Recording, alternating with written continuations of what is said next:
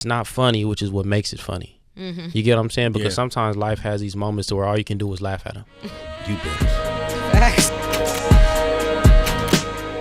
How do we figure that out? Like, can we figure out some sort of television thing? Can we figure out something? We went to meetings, and they honestly on us for like, it's not this, but we do. These are the IPs that we're working on. Everybody, and it's like because we weren't every company you can think of. Now every big production company, everybody with office, they was like no, but they said no in a nice way. They were like, well, these are the things we're working on and we're trying to develop. If you have music for these things, then we'll help you. I just had this door shut in my face. They just basically told me I'm not shit, but I see something that makes me feel comfortable. No matter what these circumstances are around, what makes me feel comfortable, I have to embrace that. So it was important to kind of show them having that conversation in that situation, because that's life. I didn't take it no kind of way. I was like, all right, I ain't ready. So what can I do? So we started doing a bunch of voiceover stuff, started doing a bunch of auditions. We auditioned probably every other week for probably 3-4 years. We didn't get one call back. No, people don't hear this part of the story. Why can't we do Zach Galifianakis Baskets? Why can't we do David Lynch dystopian? Why can't we do Coen Brothers Human? Why can't we make a serious man? Why is that only for them? Why can't we do Grand Budapest Hotel or these unique dialogue styles? Because when I look at how we speak in music, when I look at how we speak in the Mario Van Peebles movie, when I look at how we speak in these things, when I look at blaxploitation films, we speaking, like we giving lingo. That's how we talk as black people. So it's like, all right, if it's a way that you can talk baseball and watch these movies and watch these shows and be able to translate our environment without pulling our cards, that's real success. So it's like, all right, how do you make a television show and how do you make an episode of TV in 3 days on location with a small team?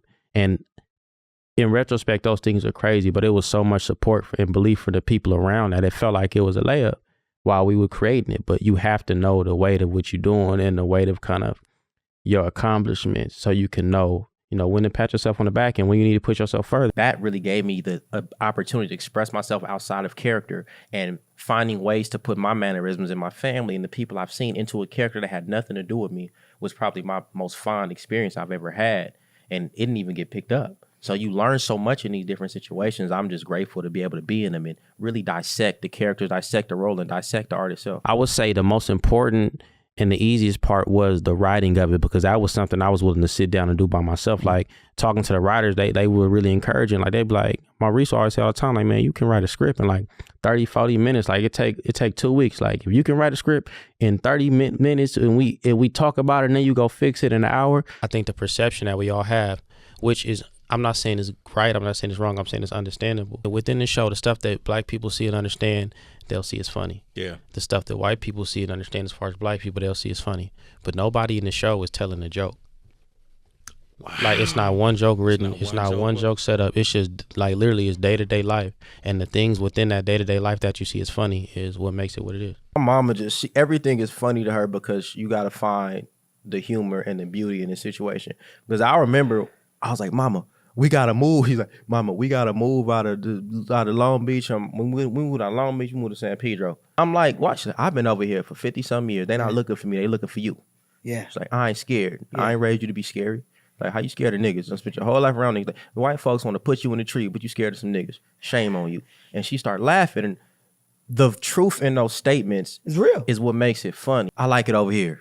Mom, we need to move. Nah, I'm gonna stay over here. All right, Mama, I'm finna move or find anywhere you want to stay. She go find an apartment in Compton. You got to be mindful of the fact that people do feel that way when you create these things. They have mass representation. Exactly. Yeah. So why are we black, Vince? Man, because we lucky. You know what I'm saying? That's the way I look at it. You know what I mean? Mm-hmm. I like it. I wouldn't want to be them other things. I don't really see nothing wrong with our environment, our people. I see something wrong with our mind state. So I'm going to be knocking on that door until you let me know you ain't open and trying to change everybody's mind state. So my manager would always be like, man, my manager being Corey Smith would always be like, do you understand that the things you say are not normal? And just that being my reality, I never thought nothing of it. Yeah. But he kind of helped me realize, like, and I would hear him say it in means we trying to pitch a show. Like, he's like, Vince will tell you something that he thinks is completely normal, and it'll be ridiculous. He's like, and it'll be like crazy and like almost like uncomfortable. So like the aspect of not having the jokes written was a very hard sell for the show, because it's just visual cues and visual humor, and it's like, it's not funny, which is what makes it funny. You get what I'm saying? Because sometimes life has these moments to where all you can do is laugh at them. You better say that. Facts. Yo, that's Do he know what he doing? Does he know about this? Does he know about that? Then we get into certain meetings, and it's like, okay, when we having kind of pre-production meetings, and I'm like, okay, I want to try to be able to live in wide shots, similar to Swedish filmmaking, Roy Anderson, kind of more independent stuff where you kind of have almost play-esque type things. We can't do that on TV. So then it goes back to having to research how you can do it on TV, when has it been done on TV, what country has it been done in, what's the aspect ratio, what kind of LUTs can we use, what's going to be our dialogue style, how are we going to utilize music. It gets to all those other things. So then you have to produce, but then you also have to think, all right, this has to feel natural for all the characters at hand. So I think the easiest part was writing it, just based on being able to create an environment to where you didn't need the most money. Writing in general, like as I get older, I realize it's just like something that I'm able to do. I feel like expectation is important. Like with music, the music I grew up liking and the music I grew up, being, I would say, affected by in both a negative and a positive light were extremely personal. So I never view music from its successful measures. Like ever. Yeah. Like the music I never wrote a song and was like, this is gonna be a hit. This is I write the songs I write are because I need to specifically write these songs for that moment. And I've been lucky enough to have people around that's accepting of that. It's extremely difficult, and I think that that's okay to say. You know what I mean? A lot of the time we go, oh, man, it was a layup. It was this. It was really hard, and it took a long time. It took like 8-9 years. Wow. But I was around a lot of people who helped. Like it was so many levels to the show. Like, all right, you kind of doing a little short film stuff, utilize music video budgets, having conversations about that. Should we let him do this? We shouldn't let him do this. You finna get his nigga. Like, you know what I mean? Little stuff. Like, we done heard some crazy stuff, man. And just working hard and just knowing that you got more work to do. And then, you meet somebody who, you meet people that's like, oh, man, I love the idea of the show. This is what my show is like. Do this. Or, oh, we can turn this to this. And then you meet somebody like Ken that was just like, yeah, whatever you want to do, we can do it. You just got to know this is how TV works, and anything else, do whatever you want. A lot of the times you fall victim to certain circumstances, certain cultural things, thinking that is you versus your neighbors or you versus the other people, when it's really you versus the system that's been put in place. So at a young age, I had to move to Atlanta and get in a little bit of trouble, and I came back and I realized how beautiful California is. I'm noticing the weather, I'm noticing the trees, I'm noticing the freedom that we have, I'm noticing I had the ability to walk to the beach.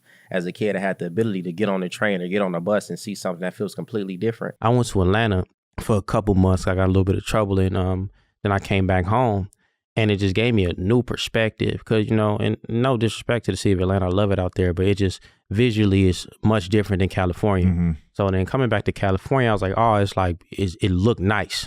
Like, so spending your whole life thinking you live in the ghetto, and then coming back and being like, we got trees, we got little stuff, like more sidewalks, like it just feels different. I think the next step is just to continue sharing and to continue showing the process and the progress. Like when I do verses and things for people that's from out here, I ain't never asked nobody for $1. But the reason I never asked nobody for $1 is because they never asked me for $1.